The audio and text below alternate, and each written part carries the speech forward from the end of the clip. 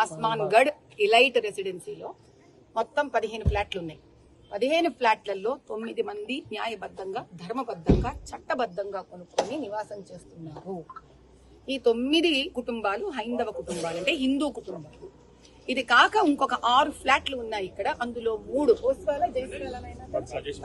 రాజేష్ బన్సల్ అనే ఒక వ్యక్తికి అమ్మడం జరిగింది బిల్డర్ ద్వారా. వారెవరో, వారు ఎలా ఉంటారో మనం ఈ రోజు దాకా ఇక్కడికి రావడం జరగలేదు. ఆ 3 ఫ్లాట్లు గత 5-6 ఏళ్లగా తాళం వేసి అలాగే ఉంది. ఇది కాక బిల్డరు ఎవరో దుబాయ్ పార్టీ అంట. ఇది సినిమాల్లోనే మామూలుగా వింటుంటాం, చూస్తుంటాం, కానీ ఇక్కడ మలక్పేటలో ఇలాంటి భాష కూడా వాడుకంలో ఉంది. ఇది మనం తెలుసుకోవాల్సిన విషయం. ఏదో దుబాయ్ పార్టీకి 3 ఫ్లాట్లు అమ్మడం జరిగింది. అతను కూడా గత 5-6 ఏళ్లగా ఎప్పుడు వచ్చింది లేదు, తొంగి చూసింది లేదు, అది కూడా తాళం వేసింది. ఇది ఇలా ఉండగా అక్కడ మీరు ఒక చెప్పడం అయిపోయాక ఒక చూపించుకోండి మీరు కెమెరాలో. అక్కడ ఒక బండి ఉంది. ఆ బండి 6 ఏళ్లగా ఇక్కడ తాళం వేసి పడి ఉంది ఆ బండి. ఇది కాక ఇప్పుడు ఈ బిల్డర్ ఏం చేస్తున్నాడంటే గత 3 సంవత్సరాలుగా ఈ 6 ఫ్లాట్లు అతని తాలూకా వ్యక్తుల కింద ఉంది కాబట్టి అది అతనిదో, వేరే బేనామీ పేర్ల మీద ఇతందో ఇంకెవరిదో మనకు తెలియదు. ఎందుకంటే వాళ్ళ డీటెయిల్స్ కూడా ఈ 9 మంది ఫ్లాట్ ఓనర్స్ కి ఇవ్వడం జరగట్లేదు. అంటే వాళ్ళెవరో వీళ్లకు తెలియదు. ఈ 6 ఫ్లాట్లని తా కబ్జాలో ఉంది అన్న ఒక ధైర్యంతో జిహెచ్ఎంసీకి విరుద్ధంగా, దాని తర్వాత ఇక్కడ కింద పార్కింగ్ ప్లేస్, అంటే 15 పార్కింగ్ స్లాట్స్ ఉన్నాయి ఇక్కడ 15 ఫ్లాట్లకి. ఆ 6 పార్కింగ్ ప్లేస్లని వీళ్ళు కబ్జా చేస్తూ కింద కూడా అపార్ట్మెంట్లు కట్టడమే ప్రయత్నం జరుగుతుంటే ఈ అపార్ట్మెంట్ లో నివసిస్తున్న 9 మంది ఓనర్లు కూడా చెప్పి అలిసిపోయి కోర్టుకి వెళ్లడం జరిగింది. ఆ తద్వారా కోర్టు ఆర్డర్ ఏది నాయన, తద్వారా 2023లో అంటే 3 ఏళ్లుగా వాళ్ళు కట్టడం, అక్రమ కట్టడాలు కట్టడం ఈ పార్కింగ్ ఏరియాలో, వీళ్ళు దీన్ని జిహెచ్ఎంసీకో పోలీసులకో వీళ్ళకో చెప్పి కూలగొట్టించడం. మళ్ళీ బలాలా అంటారో తెలుసానన్న మీకు, మలక్పేట ఎమ్మెల్యే పేరు బలాలా. ఇతను ఎంఐఎం పార్టీ వాడు. మరి ఈయన అధినేతకున్న గొప్పతనము, ఎంఐఎం అతనికి వీళ్ళకే ఎంత గొప్పతనాలు ఉంటాయో తెలియదు. కానీ వీళ్ళు ఇప్పటికీ 6 సార్లు 3 ఏళ్లలో, అంటే ఇంచుమించు 6 నెలలకు ఒక్కసారి అపార్ట్మెంట్ వాళ్ళనే తన దగ్గరికి పిలిపించుకోవడం, కాంప్రమైజ్ చేయిస్తానడం. అపార్ట్మెంట్ పార్కింగ్ స్లాట్ లో ఇండ్లు కట్టడానికి కాంప్రమైజ్ చేయించడం ఏంటి? దీనికి విరోధంగా వీళ్ళు పోరాడుతూ ఉంటే జిహెచ్ఎంసీ వచ్చి కూలగొడుతుంటే కాంప్రమైజ్ ఏమిటి అది?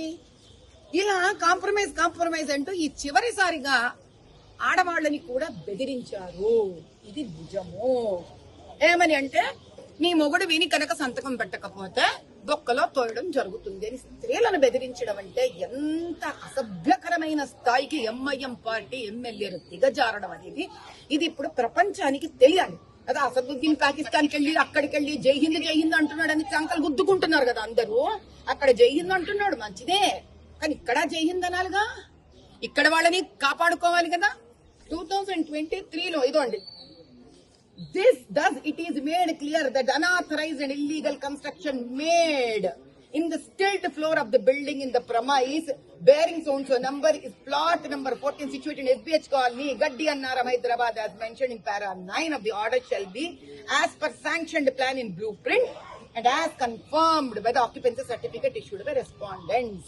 అంటే ఎట్టి పరిస్థితుల్లో దీన్ని ఓపెన్ గా ఉంచాలి, ఇక్కడ కట్టకూడదు అని చెప్పి కోర్టు నుంచి ఉత్తర్వులు వచ్చినా కూడా మళ్లీ కడుతుంటే ఇందులోని ఒక నివాసం చేస్తున్న బ్రహ్మానందం అనే ఒక వ్యక్తి దీన్ని ఆపినందుకు ముక్కు మొహం పగలగొట్టేటట్టు కడుపులో గుద్ది తన్ని బిల్డర్ మనుషులు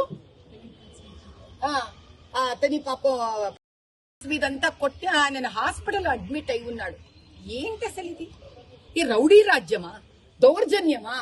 కుళ్లను వదిలిపెట్టరు, ఇళ్లను వదిలిపెట్టరు, శ్మశాలను వదిలిపెట్టరు. వీళ్ళు మనుషుల, రాక్షసుల, భూతాల? ఎవరు వీళ్ళు?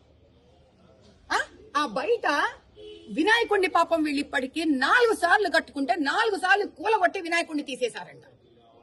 వినాయక చవితి చేసుకుంటుంటే వినాయకుడిని గుణపాలతో కొట్టి విరగొట్టి వెళ్లిపోయారంట. చూడండి, అక్కడ వినాయకుడిని పెట్టుకుంటే ఎందుకో ఈ ప్లాట్కి రోడ్డు సూల ఉంది కదా అని వినాయకుడిని పెట్టుకుంటే వాళ్ళు ఆ వినాయకుడిని కూడా కూలగొట్టి తీసేసి పగలగొట్టి తీసేస్తారా? ఏం చేస్తుంది ప్రభుత్వం? ఏం చేస్తుంది అయ్యా ప్రభుత్వం? అడ్డమైన దాన్ని రాజకీయం చేస్తారు. నిజంగా ప్రజలు ఇంత బాధపడుతుంటే రాజకీయ నాయకులు ఏం చేస్తున్నారు? శాసనం చేసే వాళ్ళు ఏం చేస్తున్నారు? అది టీఆర్ఎస్ ఉండొచ్చు, బీఆర్ఎస్ ఉండొచ్చు, కాంగ్రెస్ ఉండొచ్చు, సంబంధం లేదు. ఓట్లు వేసుకున్నారు, మీరు గెలిచారు. ఎలా గెలిచారో అదే సంబంధం లేదు. ఈ రోజు గెలిచిన తర్వాత వీళ్ళ కోసం నిలబడడం ఈ బాధ్యతనా కాదా? అంటే మనిషి తన ప్రాణానికి పోరాడితే తప్ప, అంటే చచ్చినా పర్వాలేదు అనుకొని చావును కూడా ఎదిరించి నిలబడాలా? ఎంఐఎంతో జీవించాలంటే ఇక్కడ ఖబర్దార్ చెప్తున్నాను.